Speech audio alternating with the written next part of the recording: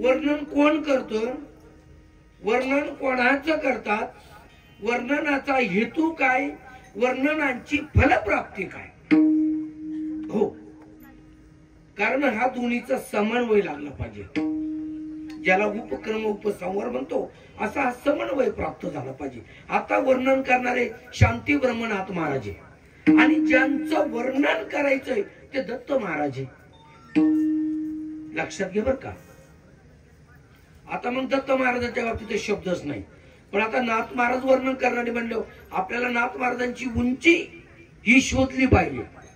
आपल्या सर्वांना ज्ञात आहे तरी पण स्पर्श करतो आणि पुढे जातो. माईबाप जन्माला आल्या आल्या नाथरायांचे आई वडील दोघे गेले. ते मूळ नक्षत्रावर जन्माला आले होते, पण एवढा विवेक एवढं वैराग्य तासून तास भगवान शंभूच्या पुढे जाऊन बसायचे. हो, आणि एकच हे परमात्मा, हे शंभू राजा, हे शिवशंकरा, फक्त माझ्या जीवनामध्ये मला अशा सद्गुरूंची भेट होऊ दे का जेणे तेने करून माझ्या अत्यंत दुःखाची निवृत्ती आणि परम अशा सुखाची मला प्राप्ती झाली पाहिजे. तुकोबराच्या शब्दाप्रमाणे तळमळ चित्ते घातले खापरी, कैमी उद्धार काय कृपा करील. एक दिवस भगवान सांब सदाशिव नाथबाबांच्या स्वप्नात गेले आणि सांगितलं, बाबा काळजी करू नको, इथं जवळच दौलताबाद आहे, तिथं किल्ला आहे आणि तुझे सद्गुरू तिथे आहे. तू तिथं आणलंय नाही. 10 की 11 वर्षाचं वय. महाराज हळूवार हळूवार तो किल्ला वर चढत गेले.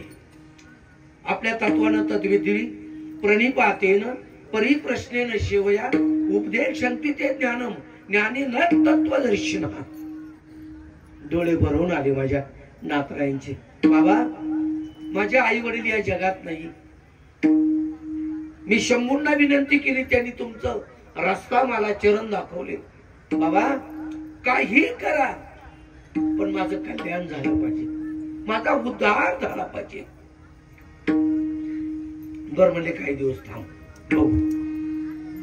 त्यांनी थोडीशी परीक्षा घेतली. जनार्दन पंत एका खोलीत झोपायचे आणि नाथराय एका खोलीमध्ये. आणि एक दिवस असा हिशोब काहीतरी दिला आणि त्या हिशोबामध्ये काय झालं महाराज, 1 रुपयाचा हिशोब लागत होता. रात्रभर नाथराय जागे होते. 3 वेळा उठून बघितलं महाराज जागेच. पाठी ब्रह्ममुहूर्तावर त्या रुपयाचा हिशोब लागला. काय झालं, कोण झाले, एवढा आनंद झाला. सापडला सापडला सापडला. जनार्दन पंत आले, बाळा काय रे, काय सापडलं, काय सापडला. बाबा माझ्या हिशोबातला 1 रुपया राहिला होता. मी रात्रभर म्हणजे त्याचा ताळाबेरीज करीत होतो, परंतु मला आता शिकतो सापडला. महाराज ब्रह्ममुहूर्ताचा समय नीट ऐका. 10-12 वर्षाचं लेकरू आहे आणि वयवृद्ध तपवृद्ध ज्ञानवृद्ध जनार्दन स्वामी आहे. महाराज स्वामींचे डोळे भरून आले आणि स्वामी म्हणतात, बाळा अरे व्यवहारातला 1 रुपयाचा तुला हिशोब प्राप्त झाला तर तुला जर एवढा आनंद झाला, पण एक सांगू, आध्यात्मिक जीवनातला आपल्या सर्वांच्या माझ्या सहित तेवढाच एक हरवला. बाबा तो जर तुला सापडला तर तुला किती आनंद होईल. तो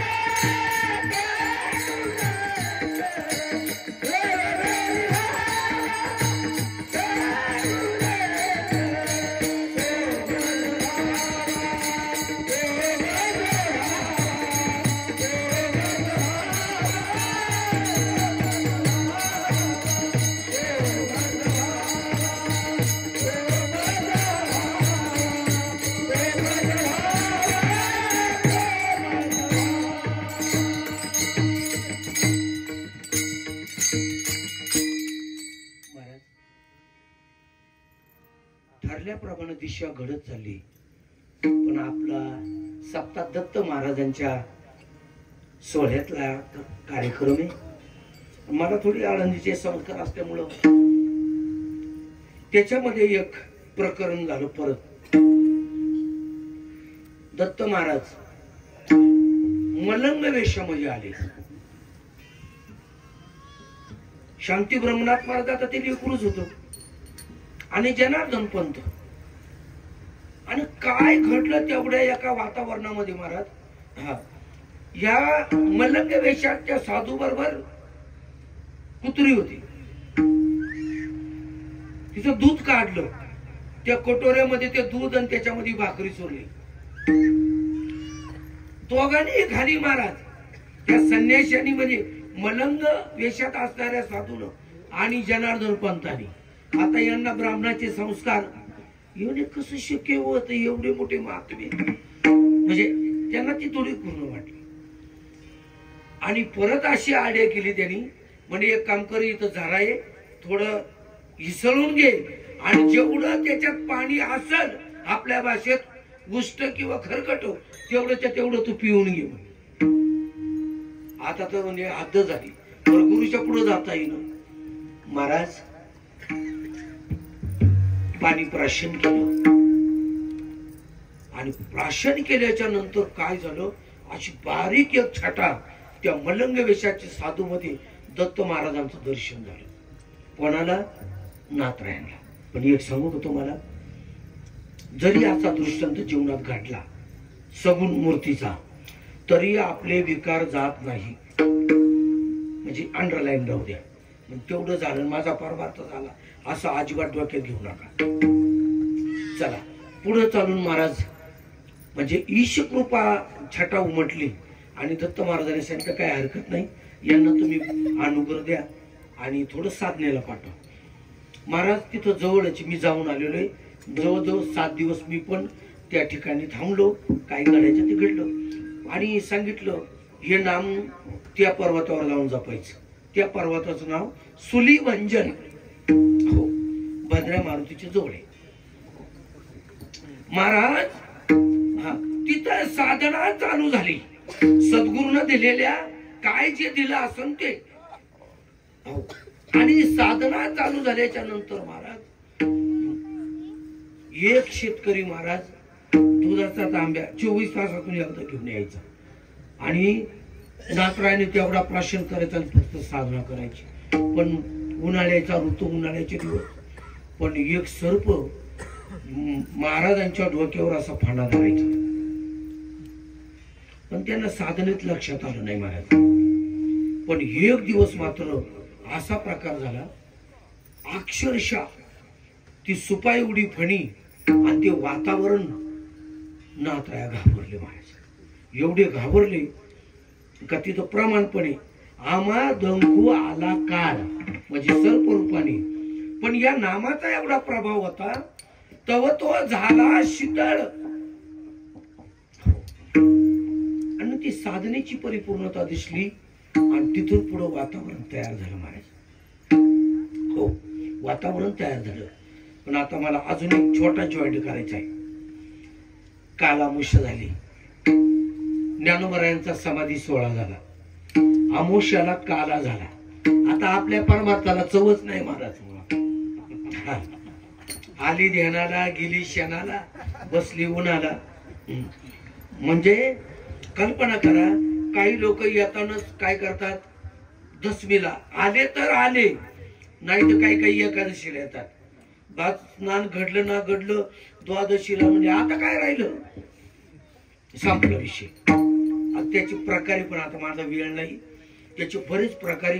माणसं तीर्थाला गेल्यावर जास्त टाइम थांबत का नाही. मायेच्या 8 प्रकारे, त्यापैकी एक मुईक नावाची माया आहे आणि देव ती आपल्यावर सोडतो. ती आपल्यावर सोडली, आपल्याला दुसरं काही दिसत नाही, सारं हे रान दिसतं. मग रात्रीची लाईट, दिवसाची लाईट, आता ते विचारू नका.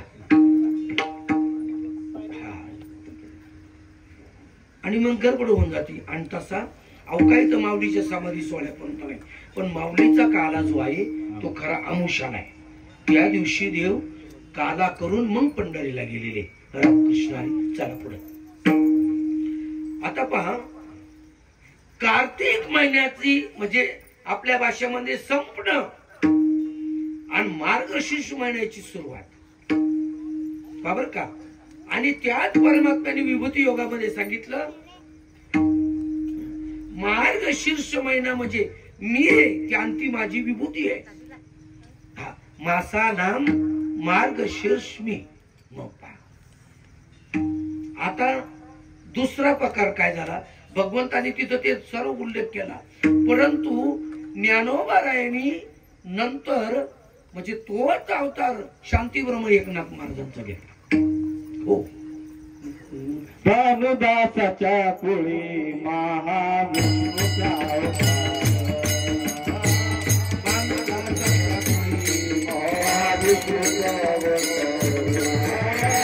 भानुदासाच्या कुळी महाविष्णूचा अवतार.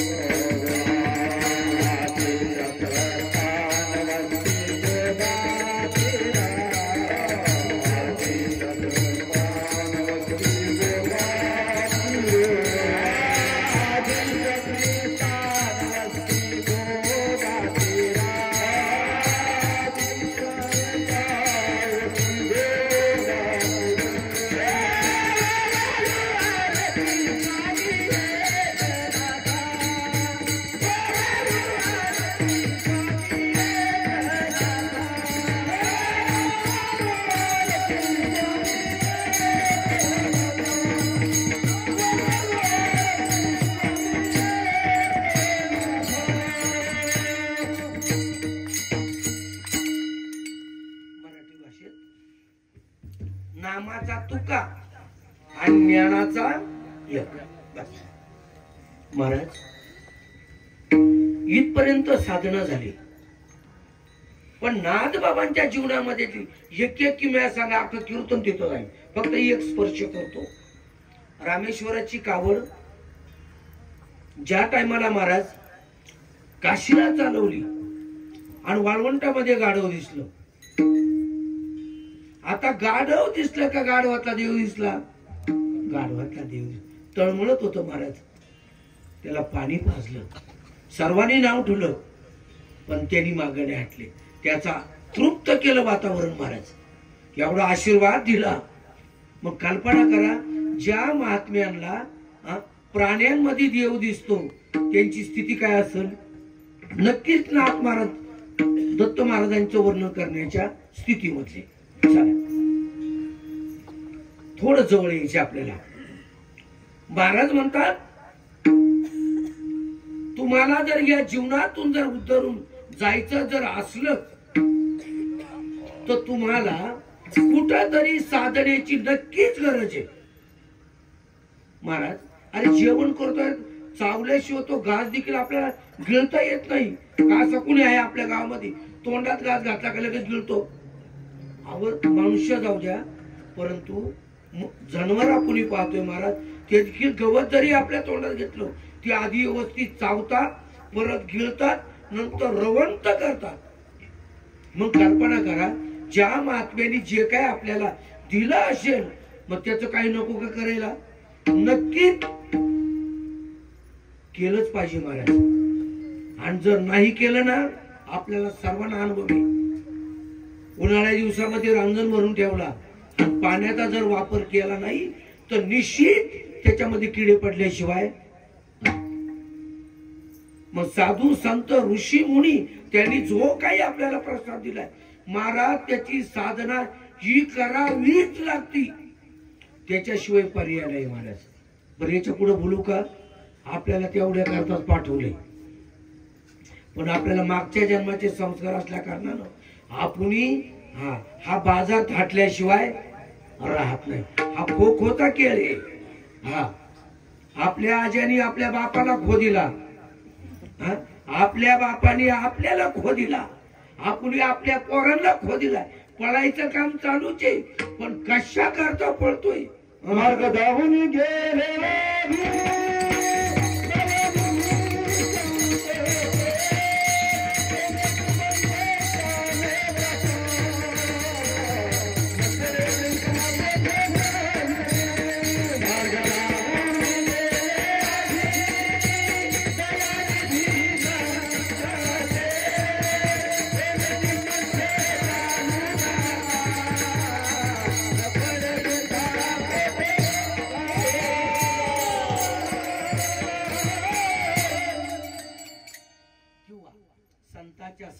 मनोमार्ग गती आकळा वासरीपती ये माझा इतको मोठा नको करू बाळा, नको कमी कर, म्हणजे म्हाताऱ्या माणसाला आवाज जातो व्यवस्थित.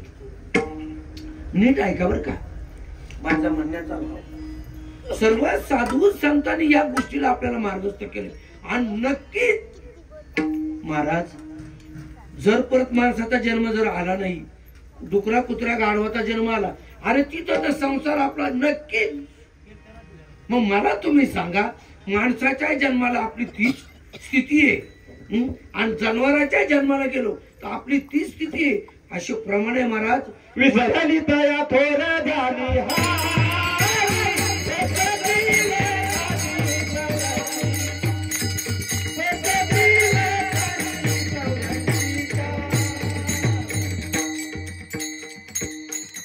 विसरली तया. महाराज थोडस आता वातावरण गरम आहे म्हणून बोलायचं. कुणीतरी उभा राहिला आणि त्यांनी सर्व आवाज दिला, काय, जो कुणी मला दान करीन त्याच्या दारोदार मी निवडून आल्यानंतर नळ योजना.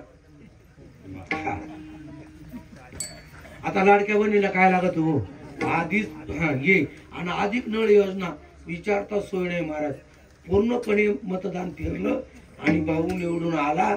हा, आणि प्रकार एक झाला, भाऊनं नळ योजना राबवली. हा, महिना झाला, मंत्रिमंडळाचा विस्तार झाला, नळ योजना तशी 6 महिने झाले, 12 महिने झाले, 3 वर्ष झाली. बायाने हांडा मोर्चा काढला आणि त्याला जा विचारला, तू म्हणला मी नळ योजना करणार, तो म्हणला माझं काय चुकलंय, तुमच्या दारात नळ नाही का? माझा शब्द आहे नळ योजना, त्याला पाणी. माझ्या तोंडातून आहे का? तोंडातून आहे का माझ्या? नाही. हा, आता 5 वर्ष आवाज करायचा. हा, आता आले तर आले. हा, आले तर पण आहे भरोसा. पण काय होईल पण म्हणतात बा, महर्षाच्या म्हशीला. हा हा, पण तसं नाही हो. कारण बऱ्याचशा महिलांना, त्या लाडक्या बहिणीला लाडक्या भावाची काळजी आहे. रामकृष्णाने माझ्या म्हणण्याचा भाव लक्षात घ्या महाराज.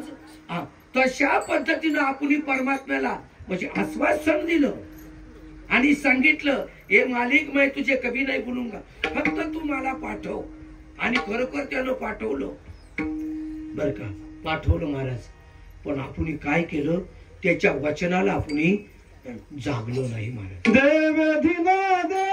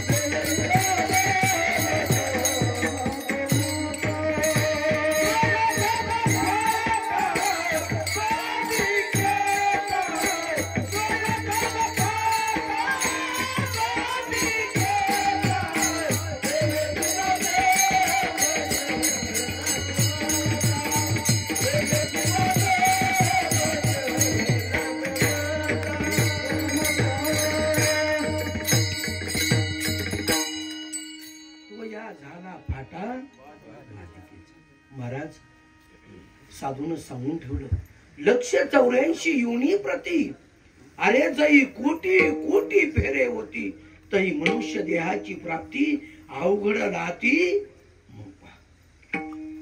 बहुत सुकृते नरदेह लादला. मायबाप आता तुम्ही आला, मी आलो ना, आपणी बहुत जन्म बरं का ते पुण्य केलं आणि म्हणून आपणी मातेच्या उदरातून सुखरूप आणि सुखरूपच जन्म जन्म्या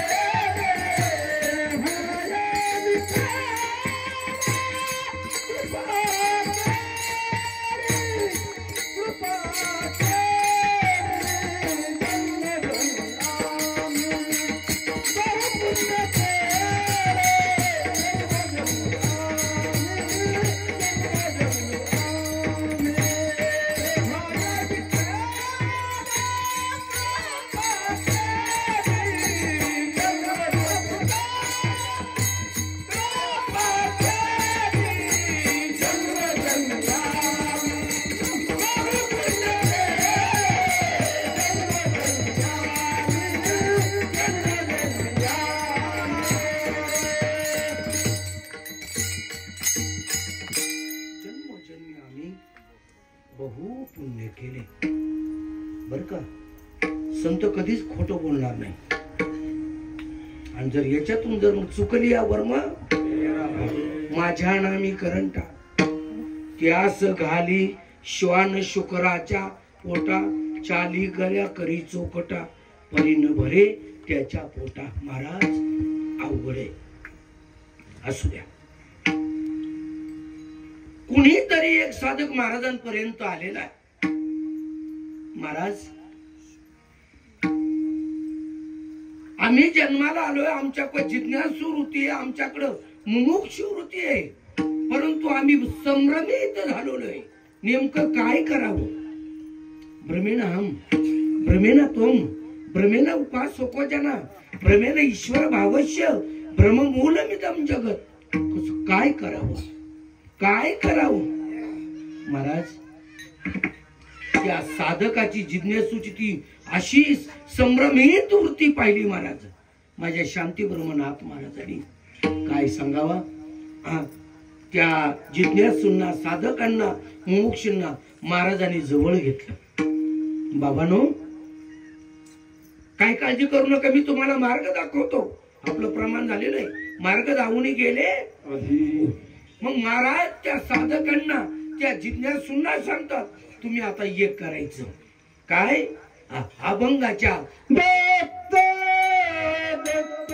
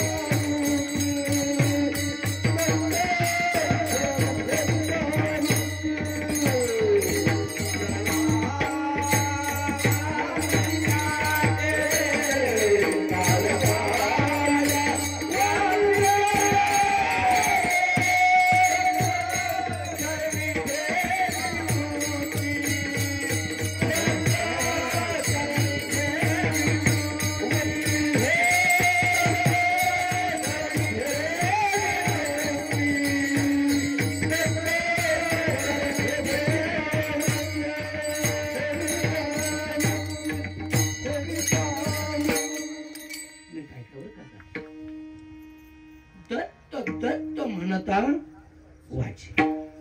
पण वाचा नेमकी कोणती? स्थूल देहाची, सूक्ष्म देहाची, कारण देहाची का महाकारण देहाची? महाराज, संतांची भजन आणि आपल्या भजनामध्ये जमीन आसमानाचा फरक आहे. त्यांचं भजन कसं आहे? परे ऊन परते आणि तेथे राहू निरंतर. आणि आपलं भजन वैखरीच आहे. आपलं भजन वैखरीच आहे. असू द्या, पण शब्द नीट ऐका. मनता वाचे, दत्त दत्त मनता वाचे. महाराज, त्याच्यात बी एक पर्याय दिला. जर तुमची नामानं वैखरी वाणी जर पिकली, त्याचे परत 3 प्रकारे महाराज. उपांशू जप म्हणजे उपांशू चिंतन, मनुमयी चिंतन आणि वैखरीचं चिंतन. मन वैखरी परिपक्व जर झाली तर ती वाणी खाली उतरते. याला एकच आपल्या मराठी धर्मामध्ये एकच शब्द आहे. उमऱ्यावर जर आपण बल्ब लावला तर तो वट्यावर बी प्रकाश देतो आणि घरामध्ये पण प्रकाश देतो. तशा पद्धतीनं कंठी धरिला आणि अवघा जनी आपण आणि बाहेर. माझं म्हणण्याचा भाव तुम्हाला समजला. परंतु ती वाणीची परिपक्वता सांगितली. महाराज, आपण त्या खासदार आमदारांना नाव उठवतो, पण त्याच्याही पेक्षा लबाड आपण माझ्या साहेब. कसे लबाडे? तुम्ही जर शास्त्र बघितलं तर देवाला आपण सांगून आलोय का कमीत कमी मरेपर्यंत 13.5 कोटी तुझ्या नामाचा मी चिंतन जप करेन. किती कोटी? 13.5. त्याच्यामध्ये मग मल विक्षेप आवरणाची निवृत्ती आहे. त्याच्यात मग बऱ्याच काही प्रक्रिया आहे. संसार सुख दुःखाला कारण, शरीराधिष्ठान, शरीराधिष्ठानाला कारण, पाप पुण्य, पाप पुण्याला कारण, धर्माधर्म, धर्माधर्माला कारण. बरं का? म्हणजे असं पुढं पुढं पुढं पुढं अनुकूल प्रतिकूल ज्ञान, अनुकूल प्रतिकूल ज्ञानाला कारण स्वरूपाचं अज्ञान. हो, म्हणजे माझा म्हणण्याचा भाव लक्षात घ्या. पण त्यांचं म्हणणं एकदा ही गोष्ट आपल्याला, आणि खरं तर महाराज त्यानं आपल्याला तेवढ्या करतात पाठवलेलं आहे. फार नाही म्हणायची सोय नाही. आणि शिवाय पर्याय दिला, कामामध्ये काम. अंगाला राख लावून पुढे जंगलात जाऊ नको, काही बाकीचं नको नाही, पण ज्या जैशी स्थिती आहे तैशा परी राहे आणि कौतुक तू पाये तरी तुला प्राप्ती होईल. बर का महाराज, कलियुगामध्ये देव प्राप्तीचं एवढं मोठं साधन आहे. सर्व साधन बाद केले आणि एका नामाला फक्त प्राधान्य दिलं. मला अवघ्या वाटा झाल्या शीन, कलिनगरे साधन उचित विधी विधान नकळे नगडे सर्वथा. माझी एकच आहे, भक्ती पंत बहु सोपा. म्हणून या वाटा भक्ती पंथ बहु सोपा.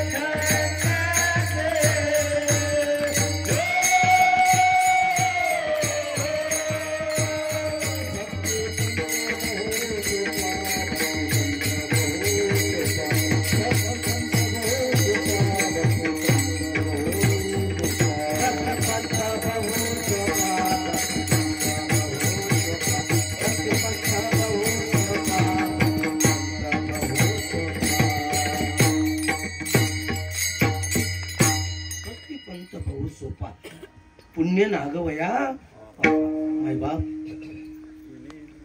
येण्याची येणे खेपा येण्याची एके येणे जाणे खेपा येण्याची एके खंडती चला